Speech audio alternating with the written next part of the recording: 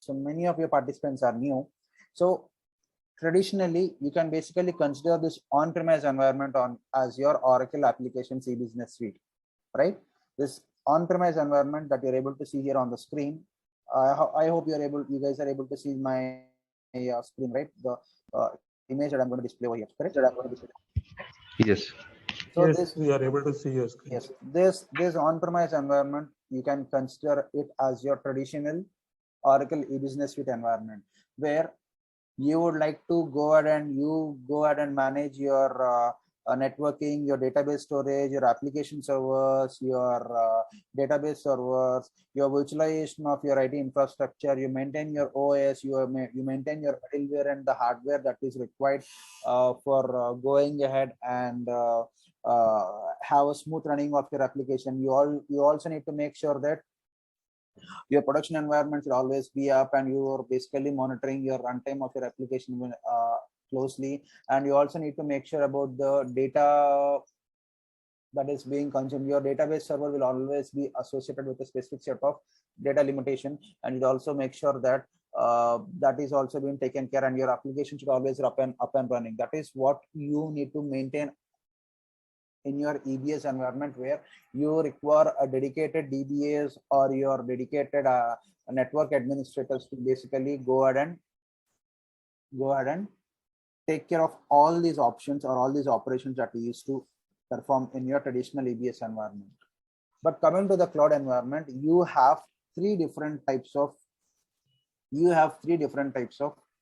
classifications that have been coming into picture. And yes, this is in an initial level of the classifications, but going forward, each and every organization or each and every cloud provider has their classifications that they still have bought, and then they name it as DBaaS, they named it as virtualization as a service, they named it as XaaS as well, which basically stands for anything as a service, right? So this cloud has three different classifications. We make sure that the first one is called as IaaS, which basically stands for infrastructure as a service. PaaS stands for platform as a service. SaaS stands for software as a service. Now, what's the main difference between these things, and why do we need to have these three different types of classifications that needs to come into the cloud level or on the cloud environment? And you get to see that whatever is highlighted in this image on the orange color is what you are maintaining on your own. But the options that you see on the which are grayed out, those are maintained by the service provider. So when I say the service provider, you have multiple cloud service providers available in the market. It could be Oracle, it could be Amazon, it could be Google, it could be Microsoft Azure, or it could be Alibaba Cloud, IBM Cloud. A lot of cloud service providers are available in the market. And what do they basically do? Every cloud service provider, when they say we are hosting a cloud, they basically say that, boss, we have a data center that is available with us. But what exactly is a data center? I'll just show you a sample image over here.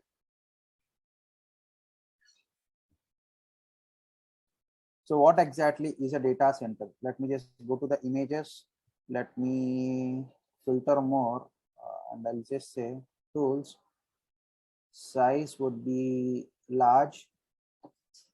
And you get to see that this is how your data center basically looks like. And yeah. This is how your data centers basically looks like. It has multiple racks, and it has multiple servers that are available inside it. And you get, let's say, if you are trying to, if any one of you have directly worked with the client, or if you are in a client place, you get to see that there is a dedicated infrastructure that is available for your client in your if your client is on your EBS, right? And you get to see these kind of boxes, or you get to see this kind of racks or boxes available in the server room for your client, and that is highly restricted area, and you make sure that only an authorized person should go and enter into it, correct? But coming to the cloud environment, each and every cloud service data provider will maintain something called as a data center like this, and this data center will have a number of servers which could help you to maintain and manage your applications. And these data centers would be very, very large. Let me just take an example of a Google data center. You could just basically see that, right? So this is a size of a data center that you could basically see, which is a Google's data center. So you get to see, right? These are all, this spans across an acres and acres of land, and each and every data center has a specific set of racks or virtualizations or servers enclosed in it, and these guys will give a flexibility for us to start using this data center. And we get to see that $1.1 billion has been spent only to set up this data center in Netherlands. So to set up a data center, this is a minimum cost that every service provider should basically spend. And what is the advantage you get with these data centers, and what is the advantage you get when I move to the cloud environment? That is the next question that you get to see here, right? So what advantage you get? Let's say every cloud service provider, as I mentioned, they offers you these three different set of services, which is IaaS, PaaS, and SaaS. So depending on my requirement, I could just basically go ahead and start using these services and pay a monthly subscription price. So let us say you are trying to these days we see many of the clients moving their Oracle EBS environments to your either to the Oracle cloud infrastructure, or either to those Oracle not Oracle, either to AWS or to your Oracle cloud infrastructure, right? So in that scenario, what would basically happen is, like, you would like to go ahead and only provision the infrastructure services from Oracle or any other cloud service provider. You do not need an entire cloud services that are provided by them. So what do you make sure is, like, you only go ahead and make sure that, boss, I'm only going to rent a particular server or a particular storage device or a particular virtualization server or a particular networking capabilities from you. That means from your data center, I'm going to go ahead and subscribe for that. But rest of the parts where installing the OS, that means when you have a server, or when you have a server which is used for installing your application, and you have a database which could be your DB storage, you make sure that the application or installing your Oracle EBS on the servers will have, and everything will be managed by me, is what we're going to say. And this is the flexibility you get, where you're only going to utilize the services provided by the cloud service provider, which basically comes up at managing your infrastructure level. But coming to the PaaS environment, what basically happens is, like, only your application and application data is what you're going to manage, and rest of all the options, like your virtualization, servers, operating systems, the runtime, making sure that your application is up and it's always running, and the middleware capabilities for the middleware capabilities for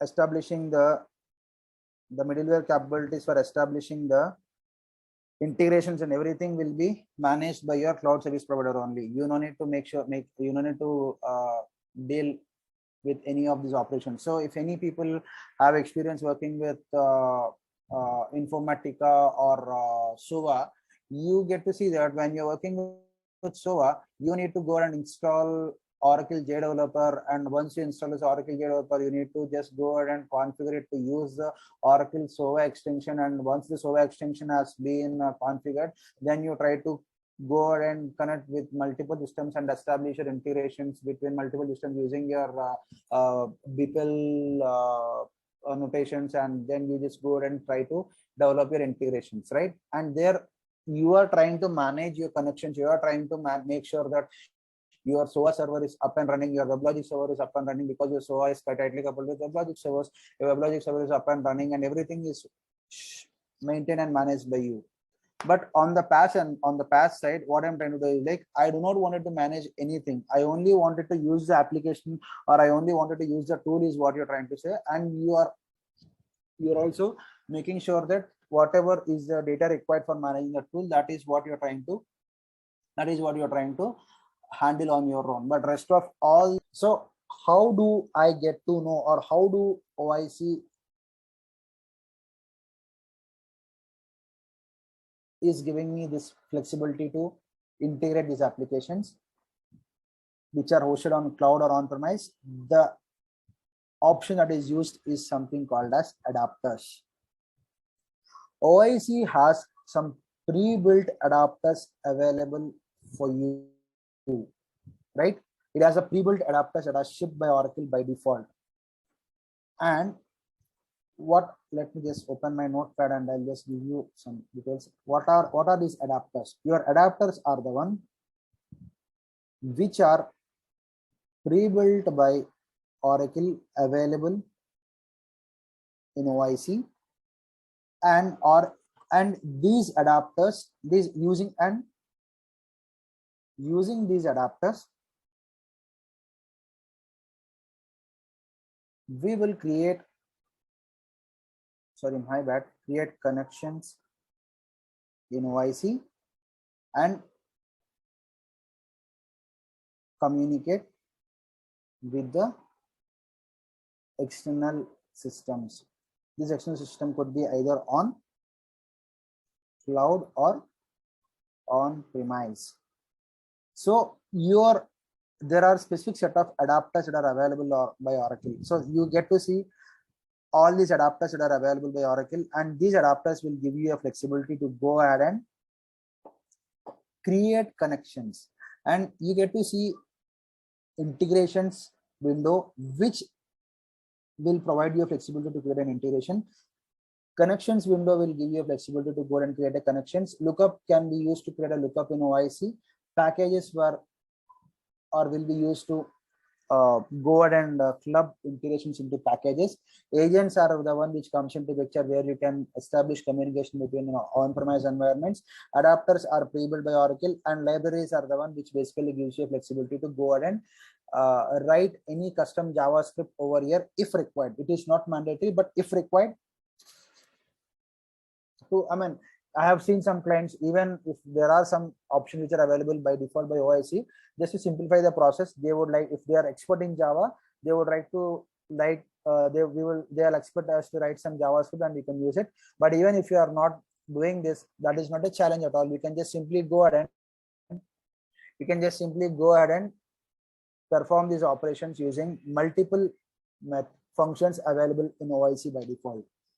So your adapters gives you a flexibility to create connections using these adapters, and that will basically help you to communicate with external systems. So if you see, you have your IBM DB2 adapter, you have your DocuSign adapter, you have your Facebook adapter, file adapters, FTP adapter, you have your Oracle NetSuite, OCL streaming adapter, Oracle ATP database, Oracle CPQ cloud, Oracle engagement cloud, e-business suite, Oracle DBaaS, which basically stands for database as a service. You have your Oracle ERP cloud adapter, HCM cloud adapter, field services, ERP cloud, hospitality management, your PayPal services. You have your responses adapter, you have your SAP adapters, ServiceNow adapter, success factors from SAP, which is a SAP human capital management application. You have your Sugar CRM. This is a CRM application, right, which is also equivalent to your Salesforce. This is one of your Sugar CRM, is one of the CRM application. You have your Twitter adapter, Workday application. Name any adapter or name any third-party service that you wanted to interact with. Oracle has an adapter available. Oracle OIC has an adapter available with it. And if you go to the connections, you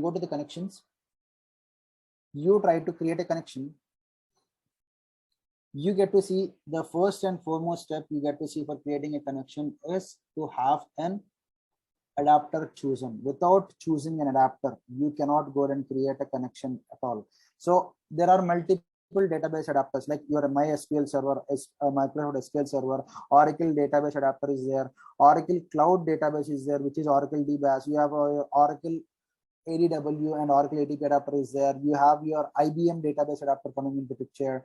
You have your file and FTP adapter, and you have your you have your messaging adapters coming into picture. Your streaming adapters like Apache Kafka and OIC streaming coming into picture.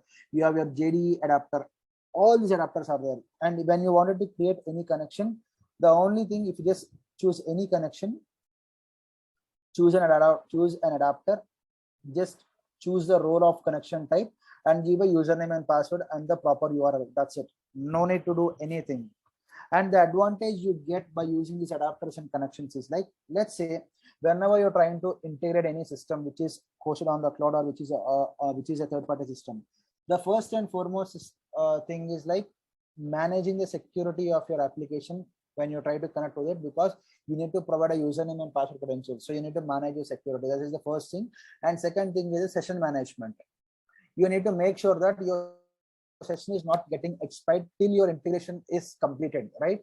Your session management is always important. So these kind of advanced flex capabilities will be taken care by default with your adapters. This is how your OIC integration canvas will basically look like. You don't need to write a single piece of code over here. Nothing is required. So what you need to do, everything is a configuration. You are trying to create an adapter, or you are trying to create a connection called a Salesforce connection using the Salesforce adapter, and you create a connection to ERP cloud by using an ERP cloud adapter. And whatever data is coming from the Salesforce, you need to map it, you need to pass it to the ERP cloud. So you just come over here and we have a mapping which basically gives you a UI, or which basically go and gives you a flexibility to map the data from the source and target system. If you get to see, I'm mapping the data from a source and target system, and it's just a drag and drop approach that you get to see here. You don't need to write any piece of code. You just need to drag and drop the country to country, address to address, and post to post, and all these things. And depending on the option you're going to perform over here, if you go to the code mode, you get to see an XXLT code, or a code is automatically getting generated. And if you are really good with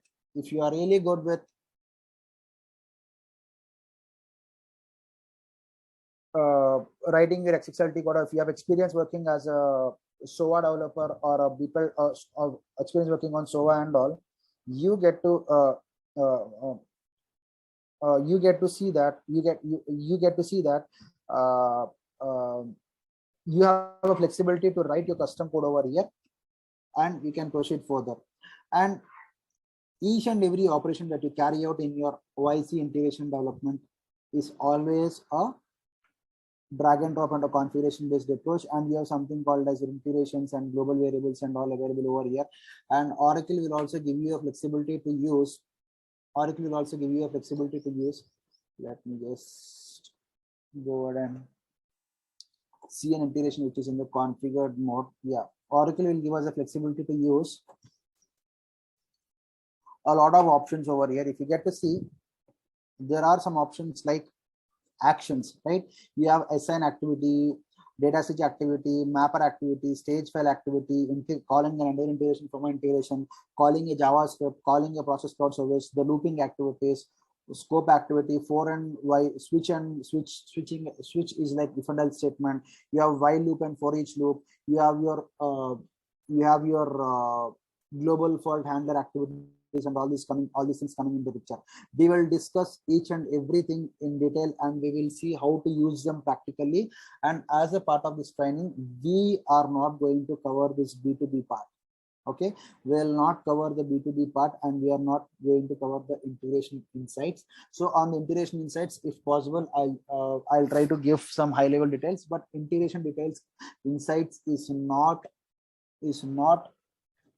bound. There is something called as integration insights. This is not bound, or it is not for a integration developer. This is for a end user perspective, which gives a high level details about how the integration is being running, and how many integrations are successful and how many integrations are failed, and what is the process of this integration. If your client or your business persons want to get the insights about it or to have an analytical information about it, your integration insights will be used. And B2B is the one which basically uses your EDI documents to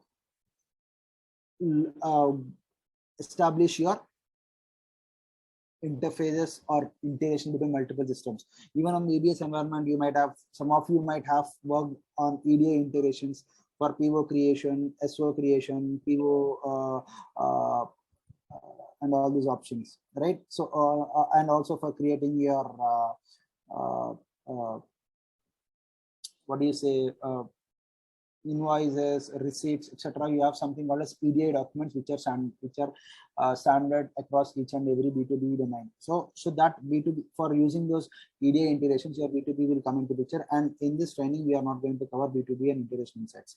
And on the whole, for the OIC adapters, if you get to see, there are at the current moment, I think on the integration side, we have around like 70 plus adapters that are available for you.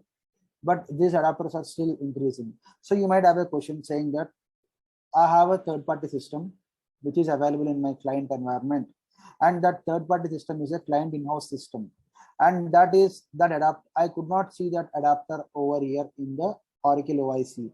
So what is my approach to go and interact with that third-party system I have in my client environment, which is a client in-house system? So how do I wanted to connect to that is what your question comes up. If that is a scenario, how do you do that? So how do you do and go ahead with it? If you see, if it is an in-house system, any in-house system will either have a database associated with it. It could be an Oracle database, it could be an IBM DB2, it could be an MySQL server. So there will definitely be a database coming into picture. So if your in-house system that is there for your client is using IBM DB2, you just create an IBM DB2 adapter based connection and then give the credentials to log into to interact with the system. Or the second thing, if your client in-house system is a web application, or if that system is having a flexibility to go ahead and expose either a SOAP or a REST service, right? Either expose a SOAP or a REST service. I can use the SOAP and REST service calls that SOAP and REST services that are exposed by the client in-house system and use it as a part of my integration design. So you no need to worry about it. Even if there are any in-house systems only specific to your client environment, will be able to use those integrations or connect with those systems using your Oracle OIC. And apart from that, you also have something called as Oracle Cloud Marketplace. What is this Oracle Cloud Marketplace?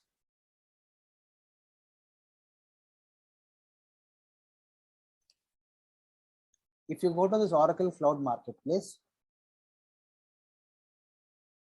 we have something called as products. And if you go to the platform as a service, which is PaaS, you get to see that Oracle integration is there. So on the Oracle integration, you get to see some default integrations that are shipped by Oracle, and there are some integrations which are paid integrations as well, right? So there are some kind of organizations, let's say these are some integrations which are developed by Inspiraj, a company called as Inspiraj. You have an integration that is developed by Cognizant. You have an integration that has been developed by Grants now. This is a fusion practice. This is a fusion practices which basically gives awards for your HCM application. And you also have some of the integrations that are developed by other clients like Advantco, Sunera Tech, and all these things. So what is the advantage with this particular cloud marketplace? So what is the advantage I get with this cloud marketplace? So the advantage you get with this Oracle Cloud Marketplace is, let us say you have a requirement where you need to integrate your Oracle Fusion and Oracle Salesforce application, right? So let me just give you an example. Yeah, this is an integration that is available where an opportunity is created in the Salesforce, and that opportunity should be created as an order in your ERP cloud environment.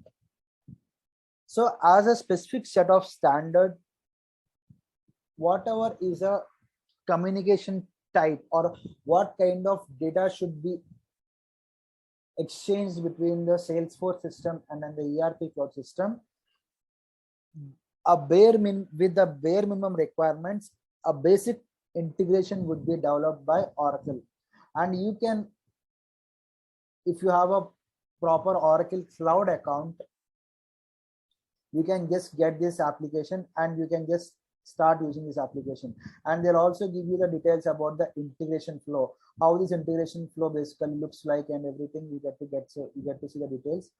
I think this is not so good. That's fine. So you also have your user guide. You also have your configuration details and how to use this particular integration. And you also get an integration developed by default in the marketplace, and you can use that integration in your OIC.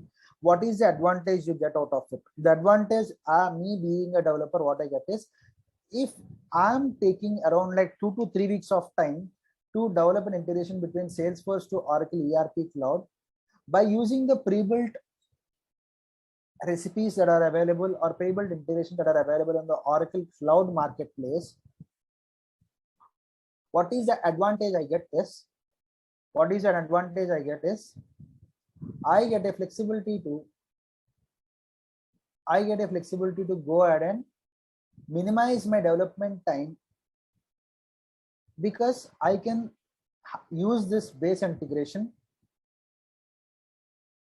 And I can create a copy out of it or create a clone out of it, and I can just simply go ahead and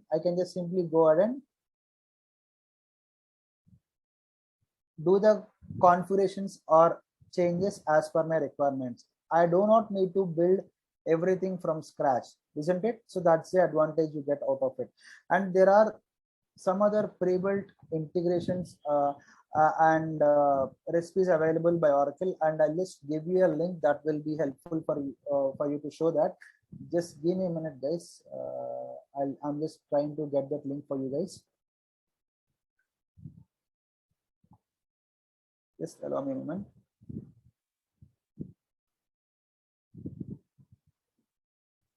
Just a moment, guys.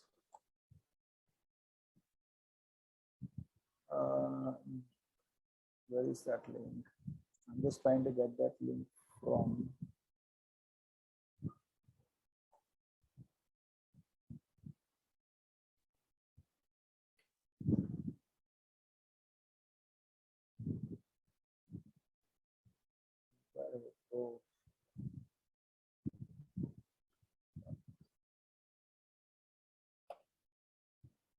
Guys, I'm just trying to get that link, guys. Just give me a minute, please. This is recently published by one of the Oracle product directors for the OIC. This is published by one of the Oracle OIC product directors. I'm trying to get that details from him. I'm just trying to Google that, search for that particular blog. So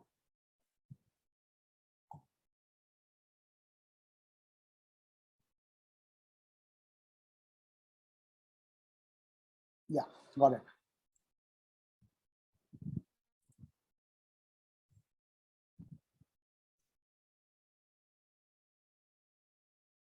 Yeah. These are the pre-built recipes that are available in Oracle Integration Cloud Generation 2. I'll give you the details about this Gen 1 and Gen 2. No need to worry about it. So you get to see on the CRM space, you have these many pre-built integration recipes that are provided by Oracle. On the e-commerce space, you have the Shopify adapter, and on the messaging platform, you have this streaming service coming into picture, where Oracle might be using the Kafka streaming service or OCS streaming service. And on the ERP space, we have these many pre-built recipes or pre-built integration that are shipped by Oracle. And you also get to see something called as, if you go to the home page of the OIC integration, you get to see something called as, there are some pre-built recipes or accelerators that are available by Oracle, and you can just search for this or search for this particular integration accelerators and recipes.